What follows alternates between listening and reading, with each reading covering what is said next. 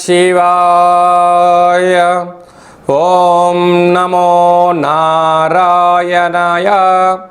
కర్మ నివారణ నరదృష్టి నివారణ కాళభైరవాయ నమో నమః. నమో వ్రాతపతయే నమో గణపతయే నమో ప్రపదయే. నమస్తే అస్తు లంబోదరాయ ఏకదంతాయ విఘ్న వినాశినే శివసుతాయ వరదమూర్తయే నమో నమః.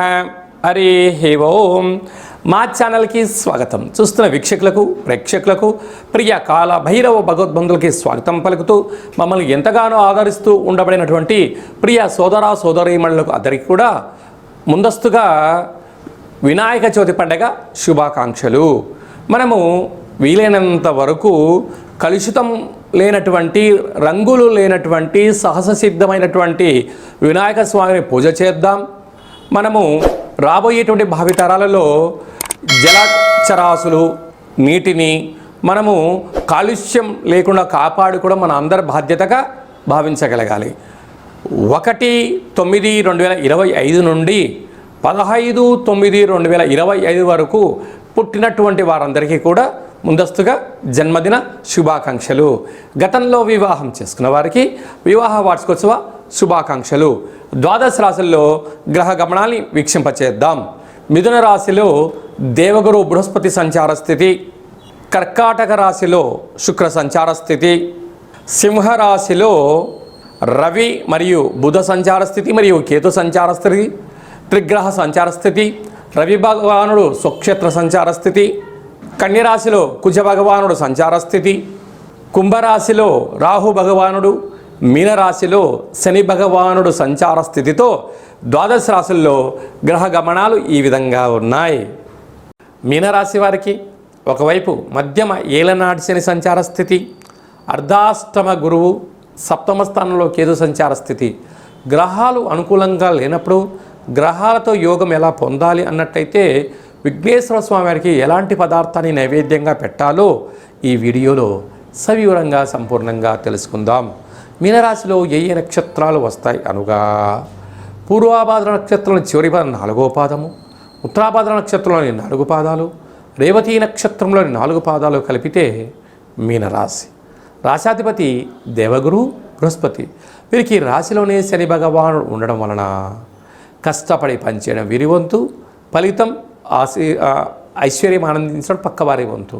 కానీ చేయని ఇబ్బందికి గురి అవ్వడం, అనేక రకాలైన శత్రువులు కూడా పొంచి ఉన్నారు. అర్ధాష్టమ గురువు ఏం చేసినా కలిసి రాకపోవడం, సంతాన స్థానంలో శుక్ర సంచార స్థితి, పిల్లలు మీ మాట వినకపోవడం, విన్నా వాళ్ళు విలాస జీవితాన్ని పొందాలి, తల్లిదండ్రుల మాట మీరు కూడా వినకపోవడం. అలాగనే 6వ స్థానంలో బుధాతీత రాజయోగం, పోలీస్ స్టేషన్లు, కోర్టు మెట్లు, ఆర్థిక లావాదేవీలు, ఫోన్లలో యూట్యూబ్లో చూసిందల్లా నిజం అనుకుని ఫార్వర్డ్ చేయడం వల్ల మీకు అనేక రకాలుగా ఇబ్బందులు వచ్చే పరిస్థితి ఉంటుంది. సప్తమంలో కుజ సంచార స్థితి ఉండడం వల్ల, కుజదోష ప్రభావం కలగడం వల్ల ప్రేమికులు భార్యాభర్తలు జాగ్రత్తగా ఉండాలి.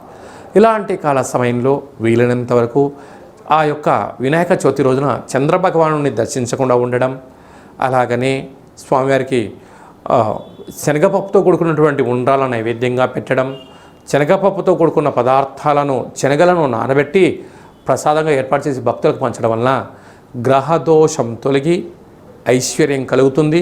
మరోవైపు గ్రహణ దోషం కూడా తొలగుతుందని చెప్పి కూడా గమనించాలి. భాద్రపద మాసంలో అలాగనే సెప్టెంబర్ మాసంలో ముఖ్యమైనటువంటి పండగల గురించి క్లుప్తంగా సవివరంగా సంపూర్ణంగా తెలుసుకుందాం. మనకు సెప్టెంబర్ మాసం ప్రారంభం అయ్యేసరికే మనకు వినాయక నవరాత్రులు జరుగుతున్నాయి కనుక మనకు 6వ తారీఖున విఘ్నేశ్వర స్వామివారు శరన్నవరాత్ర మహోత్సవాలన్నీ కూడా ముగించుకొని గంగా తీరం వైపు స్వామివారు బయలుదేరుతూ ఉంటారు. కనుక వెళ్ళేటువంటి కాలక్రమంలో అందరము కూడా నిశ్శబ్దాలను ఎక్కువగా పాటిస్తూ శబ్దరహితమైనటువంటి జీవనాన్ని ముందుకెళ్తూ, ఎందుకంటే శబ్ద కాలుష్యం అనేది చాలా అధికమవుతుంది. వాటితో పాటి కోలాహలాలు సంపూర్ణమైనటువంటి శాంతి భద్రతలకు అనుకూలంగా ఉంటూ స్వామివారిని ఏ ఆనందంగా అయితే మనము కూర్చోబెట్టామో ఆ గంగా తీరం దగ్గరికి వెళ్ళి పంపించి మళ్ళీ మనమందరం క్షేమంగా ఇంటికి చేరాలని చెప్పి కూడా మనసారా అందరం కోరుకుందాం. క్రమశిక్షణ అనేటువంటిది మన భారతదేశ సనాతన సాంప్రదాయము. ఒకానొక కాల సందర్భంలో బాలగంగాధర్ తిలక్ గారు మనము భారతీయులము ఒకే చోట కూర్చొని మనల్ని అందరినీ కలుపుకొని భారతదేశ స్వతంత్రం రావడానికి ఎలా మనకు స్వామివారు ఎలా ఆశీర్వదించారో రాబోయే కాలంలో కూడా ఎవరి జీవితాలలో కూడా అష్ట కష్టాలు లేకుండా అష్ట ఐశ్వర్యాలను ప్రసాదించాలని ప్రతి ఇంట, ప్రతి గ్రామాలలో, ప్రతి వాడలలో, ప్రతి దేశంలో మనం చేసేటువంటి విఘ్నేశ్వర స్వామివారి యొక్క గంగా తీర ప్రయాణ శుభాకాంక్షలు. అందరూ క్షేమంగా ఉండాలి, అందులో మనమందరం ఉండాలని కూడా కోరుకుందాం. 7వ తారీఖున భాద్రపద మాస శుక్లపక్ష పూర్ణిమ, అందులో ఆదివారము. ఈ సంవత్సరం అధిపతి రవి భగవానుడు, ఆదివారము. అదే కాకుండా కూడా ఈ సంవత్సరంలో మొట్టమొదటిసారిగా వస్తూ ఉండబడినటువంటి చంద్రగ్రహణము, రాహుగ్రస్త చంద్రగ్రహణం జరుగుతుంది కనుక వీలైనంత వరకు 7వ తారీఖు సాయంత్రం 4:30-5 గంటలకే ఆహారాన్ని సంపూర్ణంగా భోజనం చేసి వీలైతే ఉపవాసం చేయడము ఉత్తమోత్తంగా భావించగలగాలి. అలాగా 9:55 గ్రహణ ప్రారంభ కాలము, 2 గంటలకు మధ్యకాలము, 3:55 మోక్షకాలం ఉంది కనుక గ్రహణము పట్టు స్నానము, విడుపు స్నానము వీలైతే చేయండి. వీలైనంత వరకు ఆధ్యాత్మికంగా ఉండే ప్రయత్నం చేయండి. వీలైనంత వరకు దైవనామస్మరణ, ఆధ్యాత్మిక చింతన చేయడం వలన చంద్రగ్రహణ దోషాలు తొలగిపోతాయి. ప్రధానంగా ఎవరికి దోషం అన్నట్లయితే రాశిలోనే గ్రహణం జరుగుతుంది కనుక కుంభరాశి వారికి ఆరోగ్యాలు, ప్రయాణాలు, ఆటంకాలు, ఇబ్బంది ఉంటాయని చెప్పి గమనించాలి. 2వ రాశి అయినటువంటిది మీనరాశి వారికి వ్యయంలో గ్రహణం జరుగుతుంది కనుక అనవసరమైన ఖర్చులు, వాహన ప్రమాదాలు పొంచి ఉన్నాయి, తస్మాత్ జాగ్రత్త. అలాగనే అష్టమ స్థానంలో కర్కాటక రాశి వారికి అష్టమ స్థానంలో గ్రహణం జరుగుతుంది కనుక వీలైనంత వరకు దూర వాయు జల ప్రయాణాలు పెట్టుకోకపోవడము, మౌనము, ధ్యానము, ఏకాగ్రతగా ఉండడము, వీలైనంత వరకు నోరు ఉంది కదా అని చెప్పి దుష్ప్రవర్తన చేయకపోవడం ఉత్తమోత్తంగా భావించగలగాలి.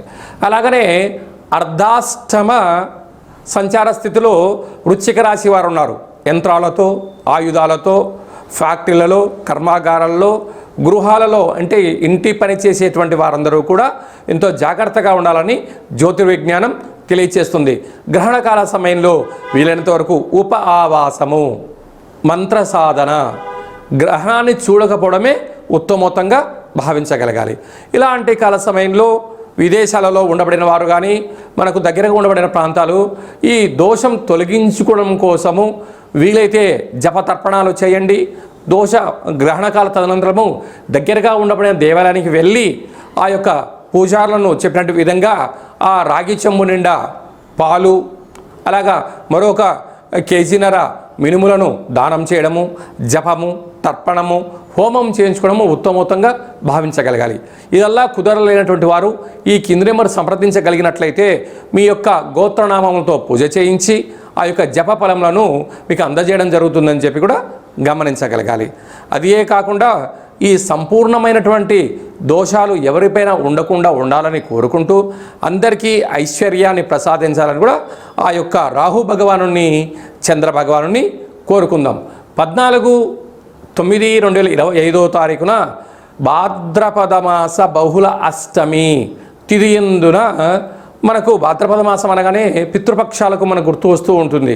అలాగా అష్ట కష్టాలు తొలగించడం కోసం ఆ రోజు వీలైనంత వరకు గతించట పెద్దవారి పేరు మీద స్మరణ చేసి కాకులకు, ఆవుకు ఆహారాన్ని, సాధువులకు అన్నదానాన్ని, స్వయంపాక దానాన్ని చేసినట్లయితే గృహంలో ఉండబడిన అష్ట కష్టాలు తొలగిపోతాయని చెప్పి గమనించగలగాలి. కనుక ఈ సంవత్సరము మనము కాశీ క్షేత్రంలో ఇలాంటి క్రతు కార్యక్రమాలను ఏర్పాటు చేస్తున్నాము. అలాగనే గయా, అయోధ్య మనకు విశేషమైనటువంటి ఎక్కడైతే పిండ ప్రధాన కార్యక్రమాలు చేయాలో అన్ని ప్రాంతాలలో మనము ఈ కార్యక్రమం ఆచరింపచేస్తున్నాం. అంటే మన పెద్దవారు పాడ్యమి తిథి ఎందున పరమపదింపజేశారో అనుకుందాం. చైత్రమాసమో, వైశాఖ మాసమో, జ్యేష్ఠ మాసమో పాడ్యమి తిథి ఎందున వాళ్ళకు గుర్తుపెట్టుకొని స్వయంపాక దానము, ఈ యొక్క కార్యక్రమాల పితృ కార్యక్రమాలు ఆచరింపచేయడము యోగదాయకం. ఏకాదశి రోజు కాలమయ్యారు, ఏకాదశి రోజు కార్యక్రమాలు ఆచరింపచేయడం. అలా కుదరలేనటువంటి వారందరూ కూడా అమావాస్య తిథి ఎందున ఈ పితృ కార్యక్రమాలు ఆచరింపచేయడం వలన వారి యొక్క వంశదేవతలు, కులదేవతలు, పితృదేవతలు ఆశీస్సు కలిగి వారికి వారి యొక్క అనువంశికానికి పుత్ర, పుత్రిక, పౌత్ర, రాజయోగ ఐశ్వర్యం కలుగుతుందని చెప్పి కూడా గమనించగలగాలి. అలాగే భూమండలానికే కైలాస క్షేత్రం అయినటువంటి మనకు విశేషమైన కాశీ క్షేత్రంలో, అలాగనే రావణ బ్రహ్మ గారు స్వయంగా తన యొక్క చేతులతో ఆత్మలింగాన్ని తీసుకుని వచ్చినటువంటి క్షేత్రంలో మనం ఇలాంటి పితృ కార్యక్రమాలను ఆచరింపచేయడం జరుగుతూ ఉంటుంది. అలాగా మనం ఆయా స్థలాలలో మనం పెట్టినట్లయితే విశేషమైన పుణ్య ఫలితం కలిగి కోటి జన్మల పుణ్య ఫలితం కలుగుతుందని చెప్పి కూడా గమనించాలి. ఈ విధంగా అందరికీ శుభం, జయం, లాభం కలగాలని కోరుకుంటూ ఆశీర్వచనం. ఓం శతమానం భవతి శతాయు పురుష సతేంద్రియ ఆయుష్యేవేంద్రియే ప్రతిష్టతి ధనం ధాన్యం బహుపుత్రలాభం శత సంవత్సరం దీర్ఘమాయు సర్వే జనా సుఖినో భవంతు లోకా సమస్తా సుఖినో భవంతు సర్వం విఘ్నేశ్వరార్పణమస్తు. హరి ఓం. ఈ వీడియో మీకు నచ్చినట్టయితే లైక్ చేయండి, షేర్ చేయండి, మా ఛానల్ని సబ్స్క్రైబ్ చేసుకోండి. ఆధ్యాత్మిక భక్తి సమాచారాన్ని అందరికన్నా ముందుగా మీరు తెలుసుకోవాలి అనుకుంటున్నట్లయితే ఈ యొక్క భక్తి సమాచారాన్ని భగవద్బంధులకు, మిత్రులకు, స్నేహితులకు చేరవేయండి. హిందూ ధర్మాన్ని కాపాడండి. మరొక చిన్న విషయం ఏమిటనగా, మీ వ్యక్తిగత జాతకం తెలుసుకోవాలి అనుకుంటున్నట్లయితే మీ యొక్క పేరు, పుట్టినటువంటి తేదీ, నెల, సంవత్సరం, సమయం రాసి మీరు పంపించగలిగినట్లయితే 100 సంవత్సరాల జాతకాన్ని రాసి పంపించి మీరు పుట్టినప్పుడు గ్రహ గమనాలు ఎలా ఉన్నాయి, మీరు ప్రస్తుత కాలమాన ప్రకారంగా గ్రహాలు ఎలా ఉన్నాయి, భవిష్యత్తులో ఎలా ఉండబోతున్నాయో తెలియజేయడం జరుగుతుందని కూడా గమనించగలగాలి. చాలామందికి డేటా బర్త్లు లేనటువంటి వారికి పేరు యొక్క మొదటి అక్షరాన్ని అనుసరిస్తూ రాశిని తెలియచేస్తూ రమణ శాస్త్రం ద్వారా అనగా గవళ ద్వారా భూత, భవిష్యత్, వర్తమానాన్ని తెలియజేయడం జరుగుతుంది. కనుక ఈ కింది నెంబర్ని సంప్రదించి అపాయింట్మెంట్ తీసుకొని సంప్రదించగలరు.